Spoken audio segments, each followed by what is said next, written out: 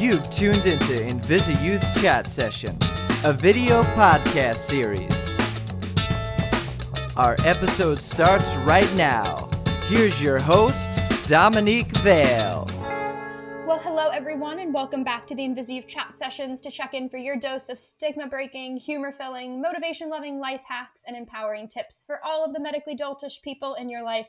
You know I'm Dominique Vale, founder of InvisiYouth Charity, and today is Season 6, Episode 97, and we are continuing to bring back our returning special guests, and I had to bring back a special guest that is not only a longtime friend of mine, but has also been such a loving supporter of me and the charity, and you guys will remember her from Season 1, Episode 13.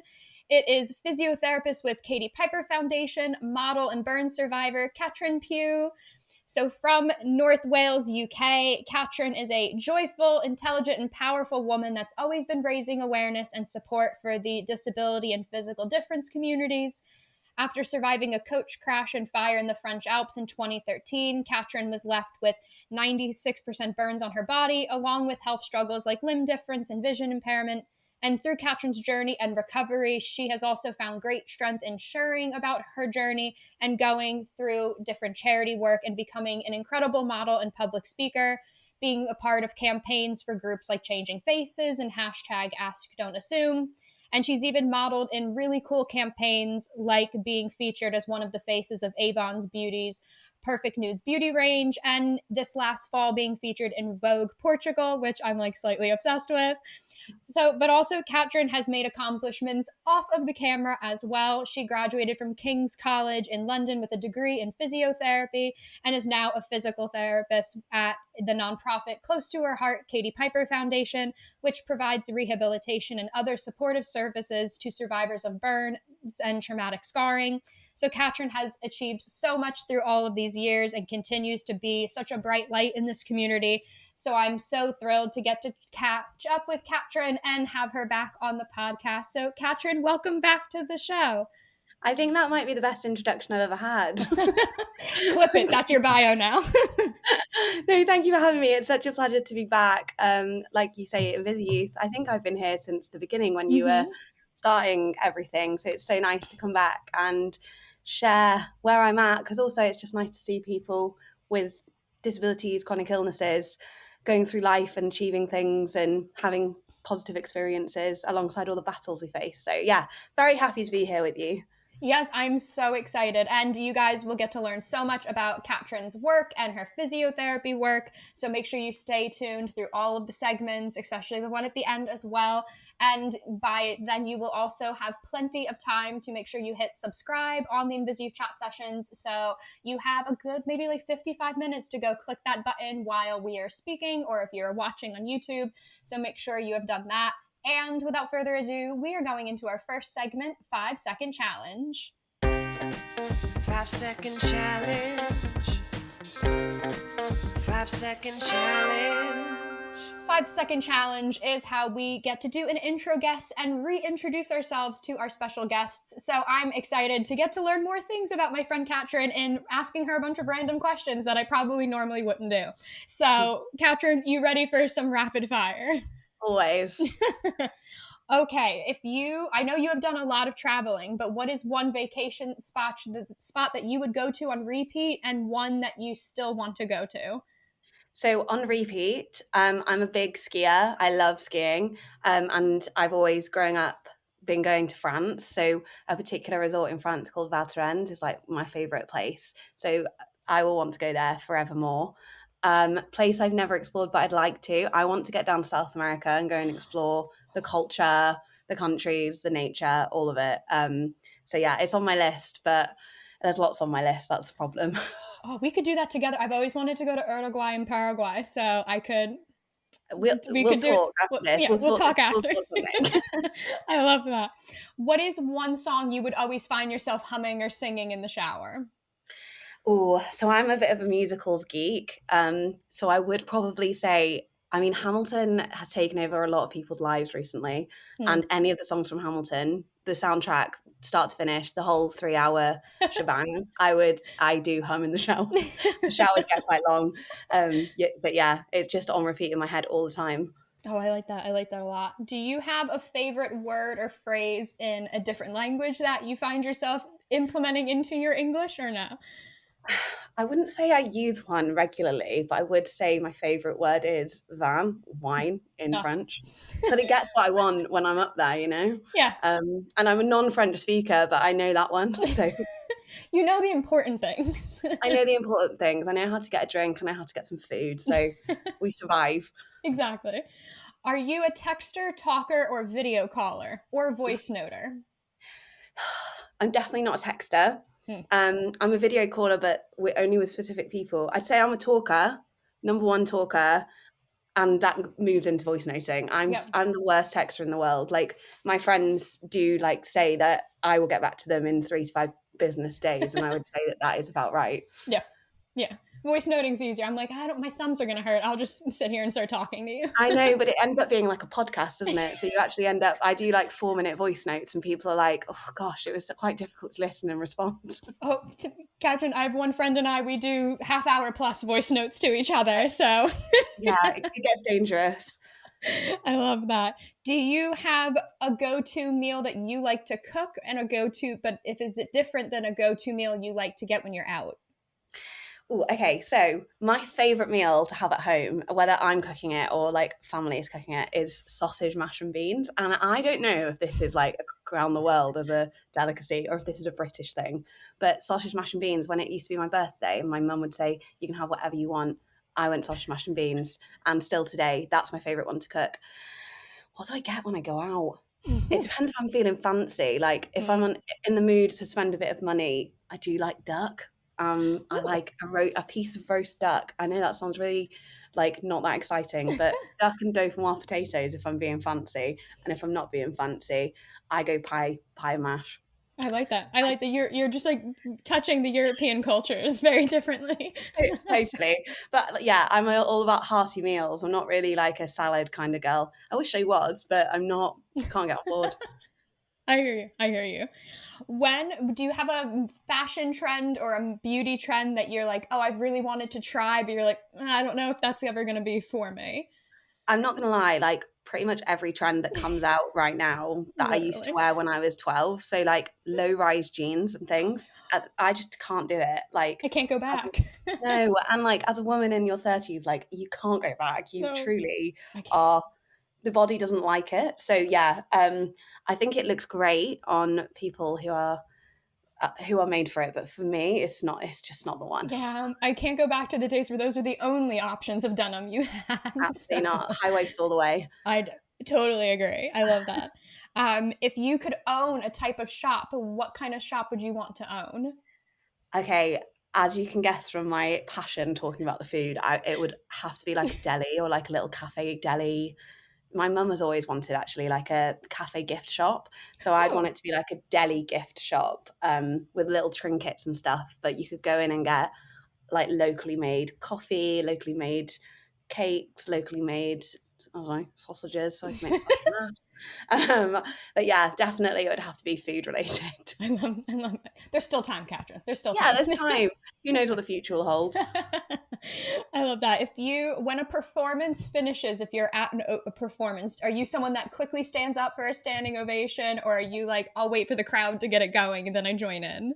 I can't help myself but stand up if it's been amazing. Like I'm very much like I'll happily stand first if it's amazing. I think sometimes people just stand for the sake of it now though. So yeah, it depends. I'll clap. I'll literally be like crying and clapping. But yeah, the standing ovation, if I feel it, I will just not care about anyone else around me and be like, up we go. You're like, sorry everybody. I think Honestly. It's great. I love that. What was your first celebrity crush as a child? Okay, so I was obsessed with Orlando Bloom, particularly when he was Legolas and in Pirates of the Caribbean. Yep. Yeah, obsessed, absolutely obsessed. I actually did because I occasionally do some like modelling work and things, and I had a casting tape the other day, and one of the questions was, if you could take anyone to dinner, who would it be, like celebrity-wise? And I was like, Orlando Bloom, because I want to live out that fantasy. And I've heard he's very nice, so it would probably be a really lovely dinner. Yeah, it would be delightful. And I would ask him to dress up as Will Turner from Pirates of the Caribbean. If possible, You're like, how much leather can you put on? Yeah, please. What is one of your favorite scents to wear, or do you have one that you enjoy when you walk in a room and you smell it? You're like, oh, I love that scent. Okay, a roast dinner. Like, I don't know, I was a gonna say British food because roast I agree. dinner. Of course, it's got to be food. Like, I was thinking earlier about scents. Like, oh, I don't really have a perfume I go to. Like, I'm not really into stuff like that. I like the smell of lavender. That's quite nice. But if I could truly choose, it would be food, and it would be smelling a roast dinner cooking is just next level. And you walk in, you can smell it's happening, and you're like, ooh. I hear you. The Italian in me is always like herbs, like that, like basil, oregano, Oh, like bread smell. yes, or like a bolognese cooking on the Yep. top. If Oh, I walk into a pizza shop at all times, that yeah, scent, I'm like, I'm good. amazing. I'm home. And then last one, if you had 3 adjectives to describe yourself, what would you pick? Oh, do you know what? When people ask this, I always think it changes depending on the I was day. gonna say, what are you feeling today? How am I feeling today? I would say positive is a good one. Like I am generally quite positive, and I know bubbly has like bad connotations, but I would say bubbly No, you because are. I generally am that person. But then today, I'd also say sleepy because I'm quite tired today. I feel like it's mainly because it's got cozy over here, so Mm. it's windy and it's raining outside, and you know when you're just feeling all cozy in the house, you're like. So yeah, those would probably be the 3 today, but they've probably changed tomorrow.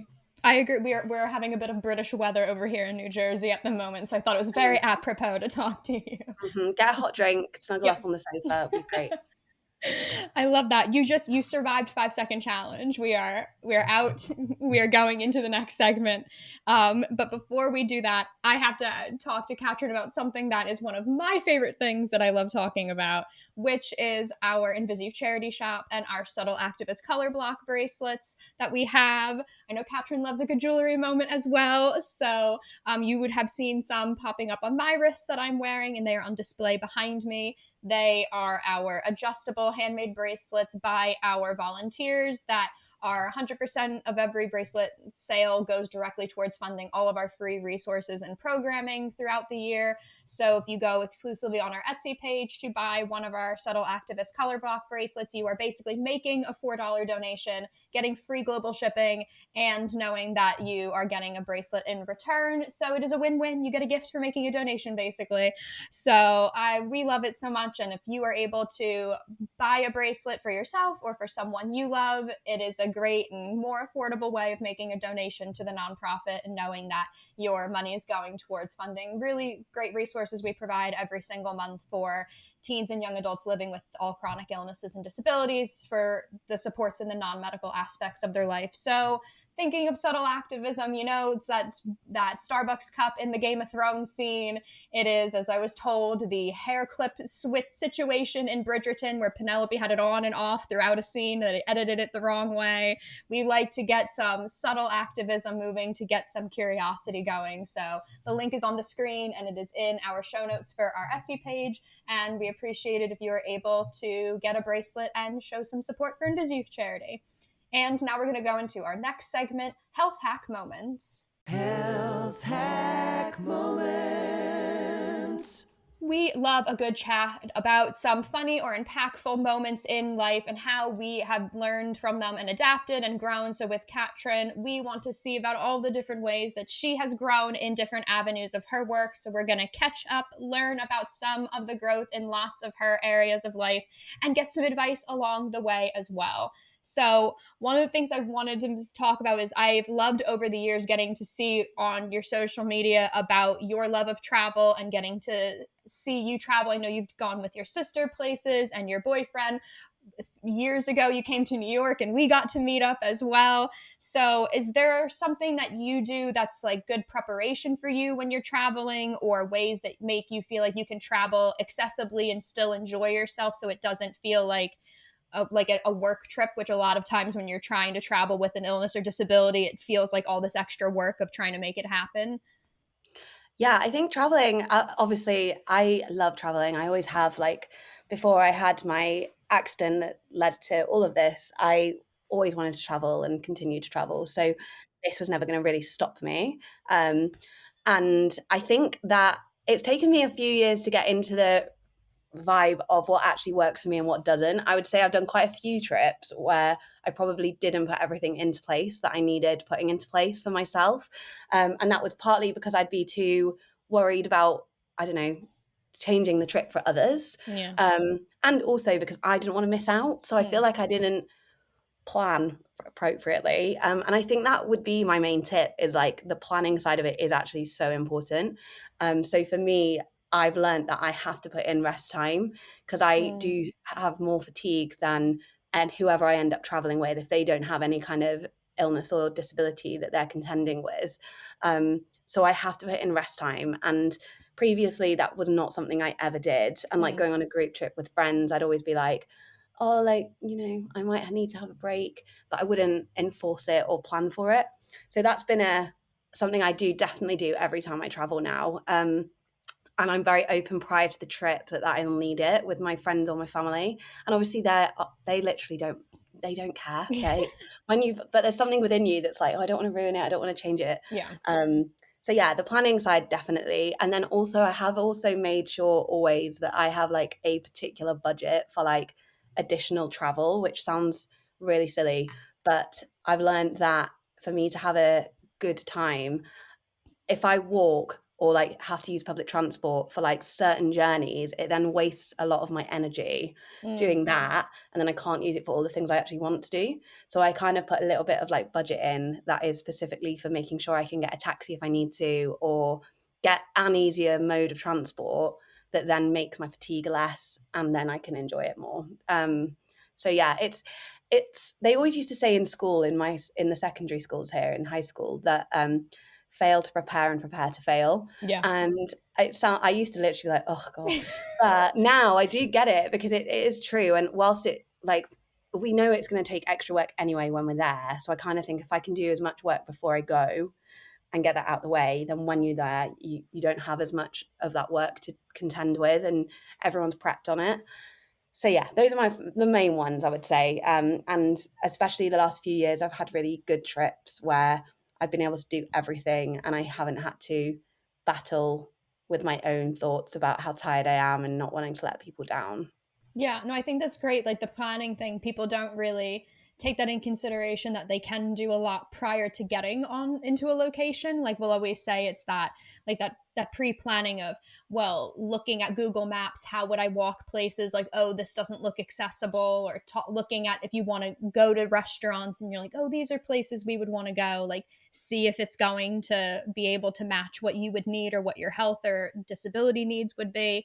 Because there's a lot of places that you'll read online, they'll tell you how accessible they are, but then if you actually looked at it, you're like, oh no, that's not gonna work. So like you said, And yeah, a nice one is like, I've started doing Google Maps, like I was gonna say pinning, Google Maps is a king. honestly, like pinning everything in the local area. So my sister has a dietary requirement as well. So when we go together, we have to think about that as well. And we use a Google map, like a shared one, and we pin everything. And it just means like, if I'm like, I need to sit down and have a drink, or I just need a break, we can go straight on there, see if there's anywhere local we wanted to try. So we're still doing things we wanted to do. But yeah, totally. It's like having all these backup options as well. But the more you do beforehand, definitely the easier it is when you're there. Yeah, no, I agree. That's very true. And then something I also wanted to mention too was, like I had said, you do a lot of modeling work, and getting to do that is so incredible. Like doing it with Avon Beauty and Vogue Portugal. Is there something that is like really besides the fun of getting to model? Was there like something in those experiences or like, oh, this was a really fun time of getting to do this, or something that was fun and new from doing those kind of projects? Do you know what? It's such an interesting question, because everyone is so different to the next one. So it is, like you say, like just doing it's quite fun, like getting in front of the camera and having fun with it. But also like it's a completely different world to real life. If you do something like physio, or you do something like working in an office or a school or whatever, like going into this world of modeling and entertainment is just a different world. So I remember going on the Vogue shoot. So I got that job like the day before, and I only said yes because they were shooting down the road from where I live. And I didn't know at that point it was for Vogue. It was just a shoot, and they were going to pitch it to things. So we had no idea. And I remember walking in, and all the team were there, and then they were like, right, this is Gucci, this is Vogue, this is what you're shooting. And I literally was like, I I don't know any designer things, and it's not something I like know about. So I just was like, what is this life? And so I always think that's like a really fun element of it, that it's just you end up trying stuff and doing things that you would never normally do. So yeah, it's really exciting. And my favorite bit is always when the end product comes out and the reaction you get from other people. That's always the best bit. Always. There's never ever a better feeling than getting positive responses from your community and the rest of like society, seeing it and being actually like, oh wow, like this person can be a model, isn't that crazy? Yeah. So that's always I it. loved that. Even you doing the Vogue Portugal, that was such a level of like editorial photo work that's so like different than I guess like commercial work, that getting to see you and see all of that diversity in that photo shoot together in such an editorial way. I was like, this is so beautiful and so incredible. And I was like dying. I was like, I have to ask Catrin what that was like. But now knowing you were just like handed designer and you were like, oh, that's what's happening today. Honestly, I had no idea, because you often turn up and you get told who's maybe taking the photographs or the location, but it is sometimes quite rare to know like what you're actually doing when you're there. So yeah, it's a wild one. It's a wild ride. It's very uncertain, but yeah, it's always fun. I love that. And even something else I wanted to tap on, we talked about it before we went on, but something we chatted about on our first episode together was we talked about sections of dating and disability and what that whole process is like. It's obviously as a nonprofit for young adults that's predominantly female. We get lots of questions about dating with disability and how to navigate that. And especially because so much online, I remember you even talking about it before, was so much as like just the highlights of when it becomes successful and not like the journey to getting into the successful relationship. And I know you're in a wonderful relationship now, so I would love to kind of tap into your advice of would you suggest for young people like keeping that confidence up while they're dating, or if it's not going well or they're feeling that kind of insecurity, like what were things that worked for you kind of through the process of going through all and dating and doing that? So the relationship I'm now in actually ended up being a result of online dating. So I will say, like, online dating can completely work, and it's not often we hear too many positive stories. But yeah, I think it's. I was terrified doing it. Like, let's be realistic. I was terrified. Like, I didn't think anyone would swipe right because I was so visibly different. And I'm not gonna lie, like some people don't swipe right because you're visibly different. And some people, when you do start talking and you disclose that you have a disability or an illness that might make things different for your life, they don't necessarily want to stay talking or want to move forward. And it's really hard because it is unfortunately a reality of the situation. Yeah. But what I learned and what came through whilst I was going through that was actually that there's also hundreds of people, thousands, millions of people who actually don't really care about that side of you, and they want to get to know you as a person. And learning that through talking to people was a big curve for me and made me realize that it was completely possible. And then it was just me getting over my own insecurities anyway.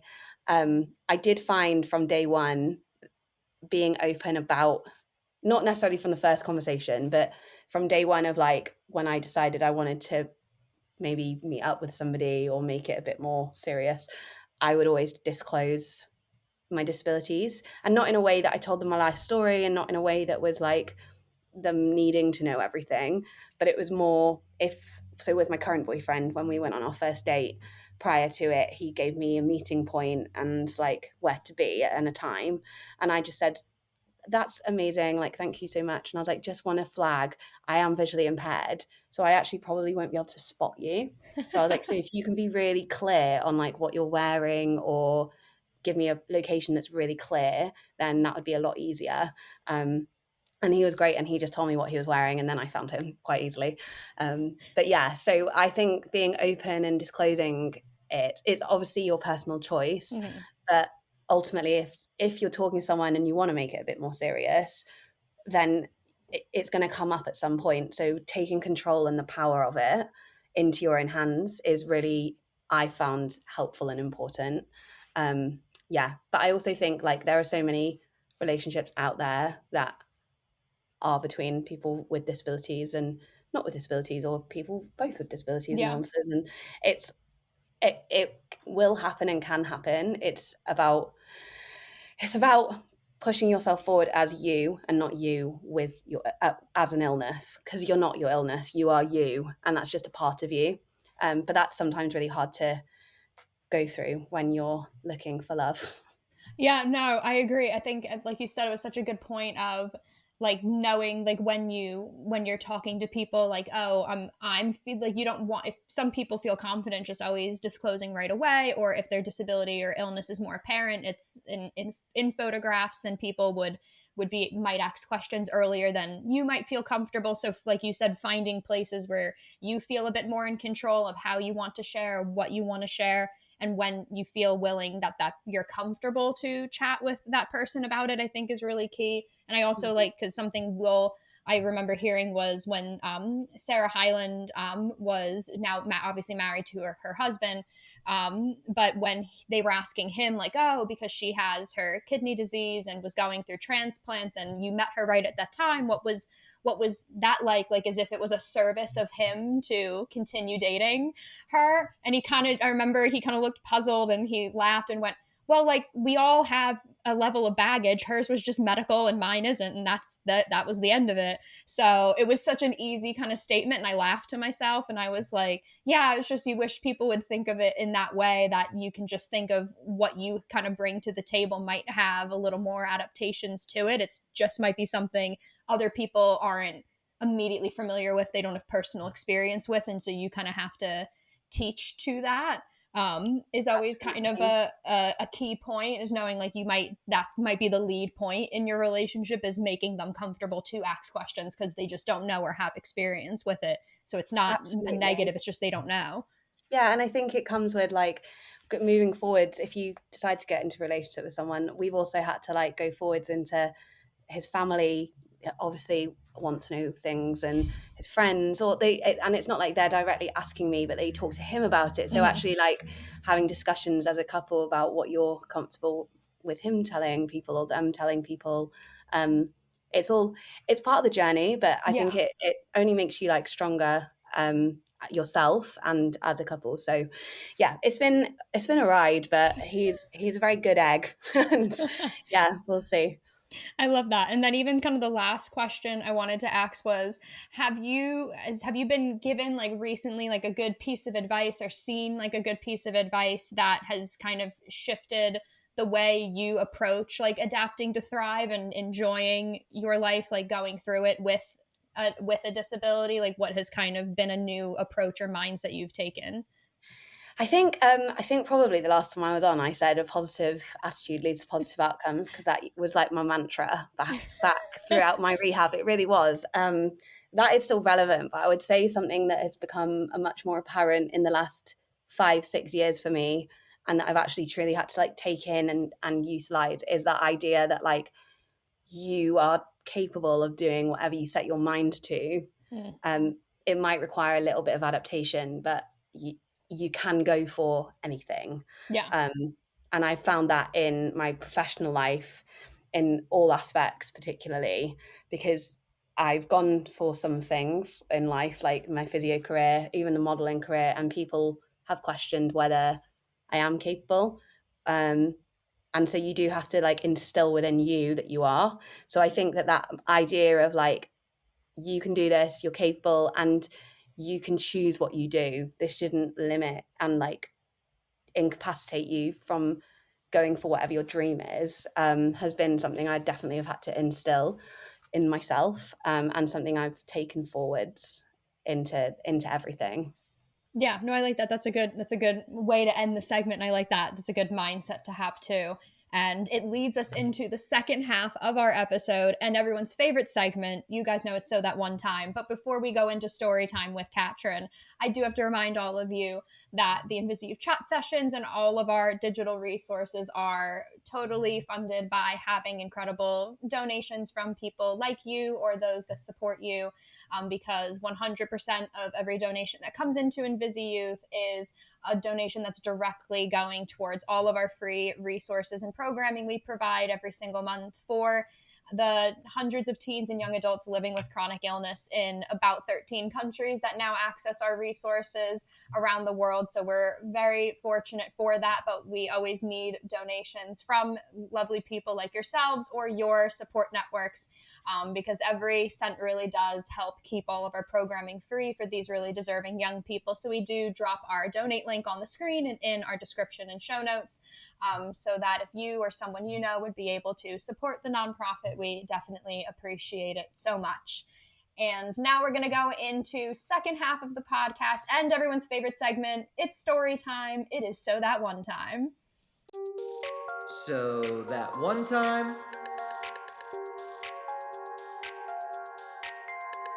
You guys know that I love this segment, mainly because I get to take a break from talking, and I also get to learn a fun story from our guests. So I'm going to pass the mic over to Catrin and let her tell us a story. So Catrin, the floor is yours. Hey, I found picking a story quite difficult. But I thought it was quite, I know that you can be funny with this, or you could do like real like medical mishaps, and you could do really empowering things. And I decided to go for one which was actually more about like the moment I realized like what an impact the work I'm doing is actually having. Mainly because I think sometimes, especially when you are someone with an illness or a disability and you decide to use your story or your platform to help other people, you can become a bit disheartened sometimes, or you can sometimes just feel like you're not really making an impact. So that one time I went to Paris with my family, and well, it was my mum and one of her best friends and her daughter, and we were just going on holiday. And it was at a point where like I'd kind of stopped posting on socials because I'd kind of lost the love for it, and I was working really hard in physio and wasn't really like getting everything back that I wanted in terms of the progress from the people I was working with. And I just remember feeling a bit like, oh, what's the point of me doing all of this? Like I might just curl into a ball and just stop doing everything. But we'd been in Paris for a couple of days and we're having a really lovely holiday, and I'd managed to switch off and not really think about anything. And my my mum and I and our friends had gone for this like boat trip where you got a 3-course dinner. And when we got on the boat, I remember walking on. So a few things happened that day, but we walked on and we had this whole mishap with our table. So they felt really bad. So they gave us unlimited wine for the boat trip. So we ended up having unlimited wine, and I got quite... You know how to ask for that in French too. Exactly. Well, man, come on. We were having a wonderful time. And did I take advantage? I did, of the wine. But I'd gone, and I'd not really thought about what I was wearing or what I was doing that day, but I'd gone in like a strapless top and my scars were all on show. And at the end of the boat trip, I was quite merry, I would say. And I was getting off, and as I walked off, a lady came over to me and was like, hi, I just wanted to let you know, and sometimes this happens, I'm a bit, they ask questions or they say something inappropriate, and I'm like, oh gosh. But she was like, I just want to let you know. And then she started telling me that she had a burn when she was younger. She's now 50, has never, ever shown her scarring, but had a tattoo. And she was like, seeing you today has just made me feel like I want to show my scarring. And I was like, oh, and I was like, how long has it been? She's like, 40 years. And I was like, oh my goodness. And I was a bit merry, and I remember it happening and just being like, oh, okay, like that felt amazing. Like, this is why I do it. But I was kind of not feeling it still. And then we walked over to, this is so bougie, but it just brought my travel and my scarring together. And then we walked over to the Louvre, and we were outside just wandering around the gardens. And again, I was still quite merry. And another person came over and was like, hi. And I was like, hi. And they were like, I just wanted to say, I follow you on Instagram. And they were like, I just want to let you know like how much of a difference you've made in my life. And I remember being like, oh, thank you. And she was like, no, seriously. She was like, I at one point like didn't even want to go out of my house, but seeing you online like showing off your scarring and feeling proud about it. And she didn't share her story with me, but clearly there was something for her that she wasn't comfortable showing or feeling confident about. And she said that following me on Instagram and some other people who had disabilities and were confidently like showing them and showing their life, like the ups and the downs of their life, she felt like it made her want to do it. And I remember in that moment just being like, that is twice in a day. And I just remember thinking, I'm in Paris. Like I'm not in a country I know. And I've seen these two random people who I apparently have made an impact. And I just remember thinking, like, this is why I do it. This is what I do it for. And this is why I work for a charity and I share my story and I model and I push and I occasionally get negative comments on social posts or on modeling work. And this is why I do it, because for people like them, it's given them that push that they needed Yeah. to overcome whatever their barrier was. Yeah. And it was a huge like push for me to keep wanting to share. So yeah, that's that one time. It wasn't funny and it wasn't like empowering, but it was just a moment of like impact for me. And it also just made me aware of like, you never know when you'll be making a difference in someone's life. You never know when you'll be impacting somebody. And it might just be by you walking down the street. It might be by you like quietly sharing your story with somebody, but the power in your own life and what that life can have on somebody else is huge.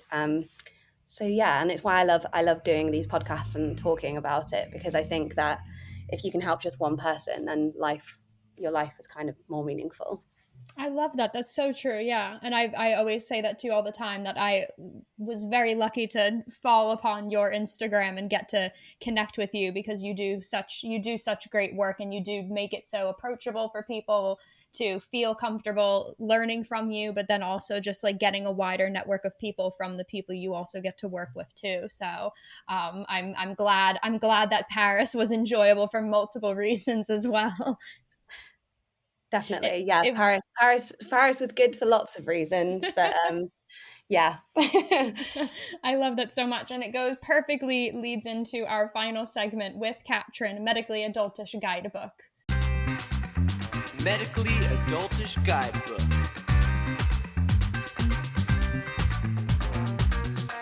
Medically Adultish Guidebook is so often we have young adults with chronic illness and disability trying to figure out how to be a young person along with as a young person with a health struggle or disability. So we get to build a guidebook with our special guest on an area that they get to be an expert on and how they have been able to fuse the two. So we want to chat with Catrin about her journey to become a physiotherapist and her personal experiences that inspired that career as well. So I know when we first had you on the podcast, physiotherapy was sort of in the early stages. You were about to start school. So for you, how was the journey? Like, how would you describe it overall from starting your schooling years to those early years of working and everything? Kind of how was that whole journey like for you? I feel like the word unpredictable is probably quite a word to Yeah. use. Mainly because the schooling journey was challenging, because at the beginning it was very much, I was told that I probably wouldn't be able to do it by occupational health, which is kind of like the people who decide whether you're safe to do the job. And they kind of put me on like a 1 year time frame, and it was like, if you pass your first year and we think you're safe, you can continue, but then after that, like, we'll see. And I found that really difficult, because I felt like the first year all I did was try and prove myself, and that was not how anyone should have to start schooling what they are hoping to do. And the reasoning behind it was because of my disabilities. Like, they said that they'd never had anyone like me, so they didn't think I'd be able to do it. Now, I don't agree with that statement. I think you would always say, we've never had anyone like you, so let's see how you go, and if there are challenges along the way, we will try and help support you with that. But anyway, the first year I aced it, and my team were actually really good at the university, and in the end, like, I did the 3 years without any issues. There were considerations to take, like, because of my vision, silly things like, if you're based in a hospital, you might be treating a patient and having to keep an eye on, say, their monitors with their BP and all of their details. And for me, I can't do that from far away. I have to go closer. But it's not an adaptation that's difficult. It's more just having to plan ahead. Like, and that's kind of what I would say has been the thing I've learned about doing this, like everything else. It's kind of thinking about what things could come up and just kind of planning accordingly for myself on how I can adapt and change to them. So yeah, the schooling years were challenging but really fun. I met some amazing friends while I was doing it. I would say that having my disabilities actually gave me a skill and an edge that other people absolutely didn't have. Yeah. And I always now say, like, when you work in healthcare, we always say that you have a little toolkit of skills that you can pull out depending on the patient. And it might be you have to use more communication skills, you might have to use more whatever skills. And I have a very unique skill that the patient experience is just so vast. So in many ways, it was like a huge benefit. And I now work for a charity, the Katie Foundation, and support burn survivors in their rehabilitation. And again, it's been amazing. It's been a learning curve because it's been difficult working with people who have had the same injury. But I would say in the majority of cases, it's been a really positive experience. And actually working with me for them is really positive because they see that you can improve and progress. So they actually do try and push forwards with it when they're doing their physio with me. Whereas when I used to do physio, I'd be like, you don't know what you're talking about. And they can't really say that to me. So yeah, it's been interesting, challenging, fun, rewarding. There were a few curveballs along the way, which obviously knocked them out the park. But yeah, I think any role when you have a disability, illness, and especially a visible difference where someone can see there's something, it's always going to come with challenges like questions or people questioning you. And it's very much had to build it's about building that confidence in yourself and your abilities to do it and to try and like shut out the noise of everyone else. Because if you believe that you've got it, then you've got it. It's just yeah, it's hard. It's harder. It's easier said than done to block everyone else out, but it is doable. Yeah, and I like how you tapped into that too, because I was going to ask you. I remember when we even had like met up in New York. You were in that 1 year, in that first year of schooling, and you were like, "I'll let you know if they like let me go into year 2." And like the irony of the statement of like them letting you, and I was like, Catrin, you would be so good at this because you have gone through it. Like even in a very different capacity of me speaking to young people through the charity, like I have a chronic illnesses, so when I'm speaking to different things, I can tap into that personal experience versus someone else who just does philanthropy and is good at the skill sets of it. Like they don't have that personalized experience to tap into that emotion or past experience. So what about like was it a lot of your experience with your physiotherapists from your journey that made you then want to go into the career, or what about it that you were like, I really want to tailor this and get to do it for myself? I would say it was my experience with my like healthcare team. I found the whole experience when I was going through hospital visits and everything. I found it really interesting. So I'm from a background of 2 teachers as parents, and it was kind of all I ever knew, teaching. And then I wanted to do musical theatre, and I literally had no idea about anything else. So I remember being in hospital and being like, oh, there's all these roles. Like you can be a speech language therapist, you can be a dietitian, and I remember thinking this would be really interesting to look at. And then I think that seeing the power of like what physical rehabilitation could do to progress someone or maintain someone was really interesting to me. And I'd grown up dancing and I'd grown up really sporty, so it kind of all just melded into one. So yeah, I was definitely inspired by people around me, and the people who did inspire me had confidence in me. Like they were very much, because they you get to know your team, don't you? You get to know your staff you work with or the hospital team, and they were very much like, yeah, you'll be able to do it. And they were like, you might not necessarily like be the best to go and do certain roles, but like everyone's more suited to other things.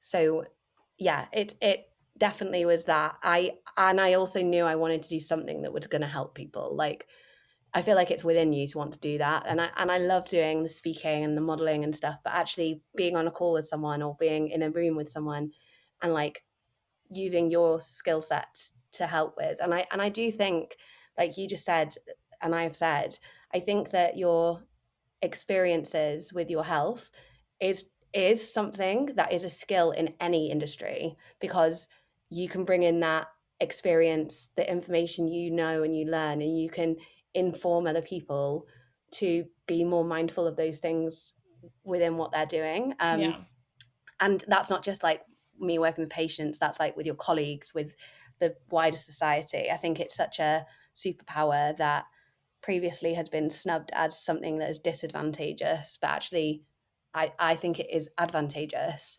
to yourself and everyone around you. So yeah, but definitely inspired by the people around me. Yeah, no, I love that because it is that sort of like corny phrase of turning pain to power, in a way, of taking experiences you've gone through and how you want to tap into that. I've always admired people who wanted to go into the medical field after having an illness or disability, because you either have one reaction to it or the other, and I had the other. um, Yeah. and yeah, I mean, my mom is a nurse, and I have so much respect for nurses as well. So getting to, in a weird way, like growing up with my mom in that background and then going into having health issues, like I kind of knew, you know, the bureaucratic end of them working in a hospital, what they're going through, so you have like different empathy than going to the people who are supporting you, because I always knew then from hearing from her like what she was dealing with. So you have this like other arm. So even like you said, with your parents being teachers and having that background, you could kind of look at your physiotherapist as them teaching you skills and be like, oh wow, it's not just in a classroom, in a school setting, like there's other ways I could help teach people and do that. And there is a level of, not like showmanship, but from my own physical therapist that I've had through the years, and I had like two main ones for so many years, like there was a level of them having to showmanship to me and perform what I was doing and keep me entertained because it was so challenging and painful. So you can maybe even like tap into that little, the love of your theatrical side too, The to like, razzle yeah, dazzle. the razzle dazzle.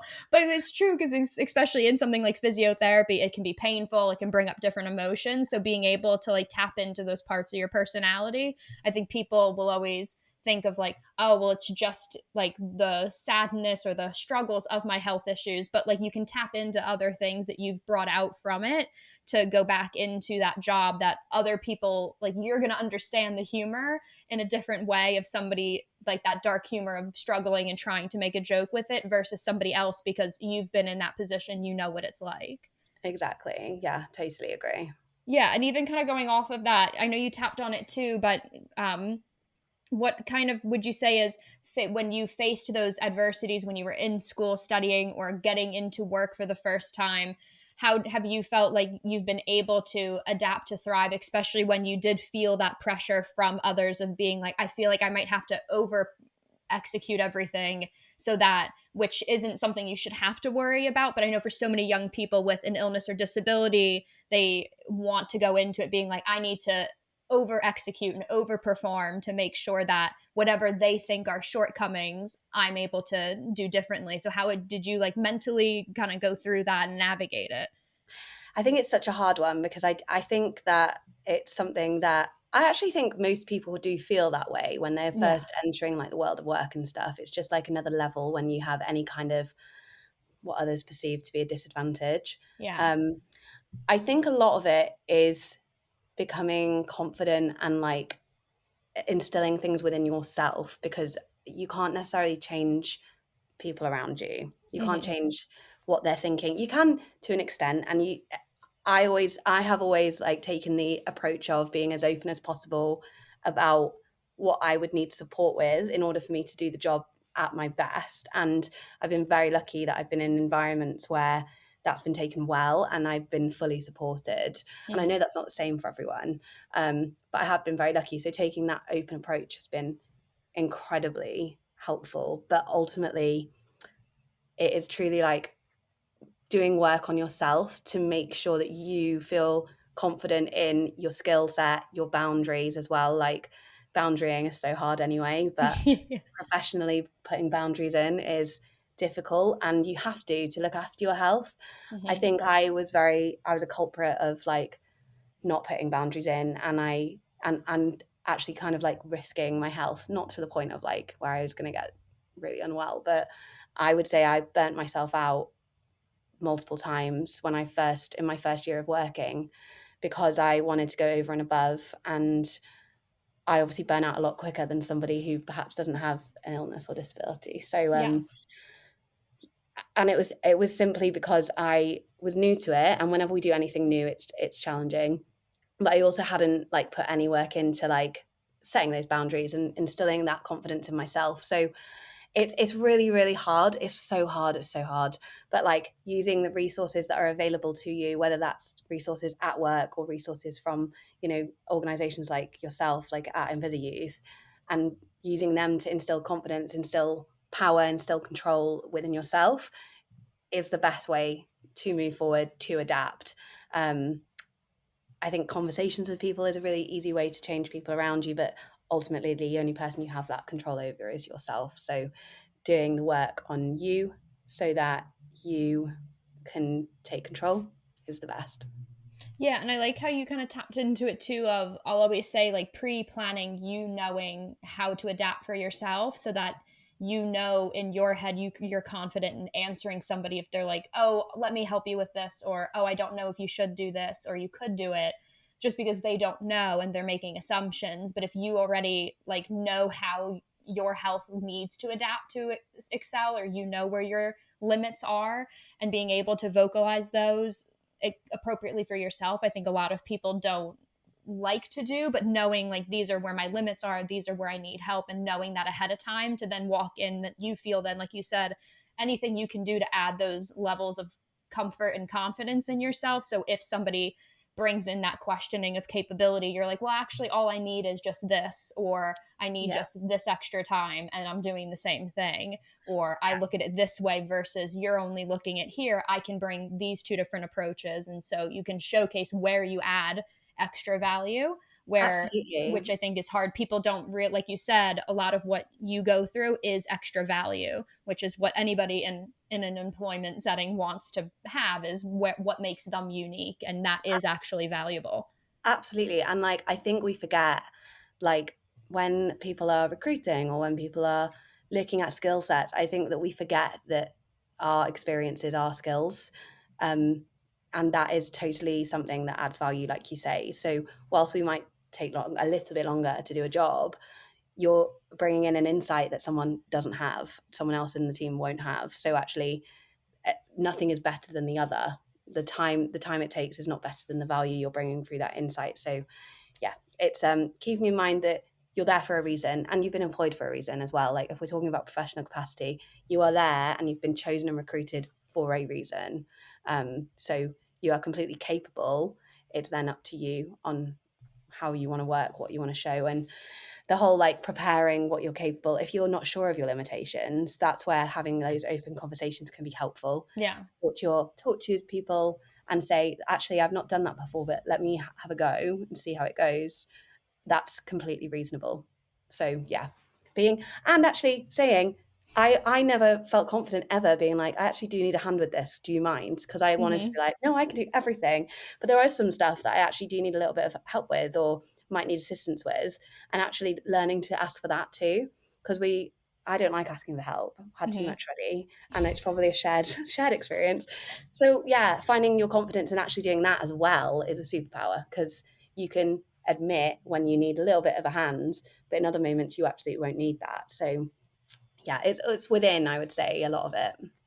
Yeah, and I had that with that. Somebody said that to me right when I had started InvisiYouth. They said, always be willing to ask. People would appreciate you asking questions more than you taking too long trying to figure it out on your own. So always, that's actually a skill, is being comfortable asking questions of people and being curious and wanting to learn from others. So I like that you said that too, because people will always, especially in the chronic illness or disability space, you kind of tap it into, well, they're going to think I'm asking a question because of my health or my disability, when in general, it's a skill that you always want to teach everybody, to be like, I would prefer you ask me a question than just go off on your own and then not do it correctly because you just didn't want to make me think you had questions. I'd rather you just ask and we can talk.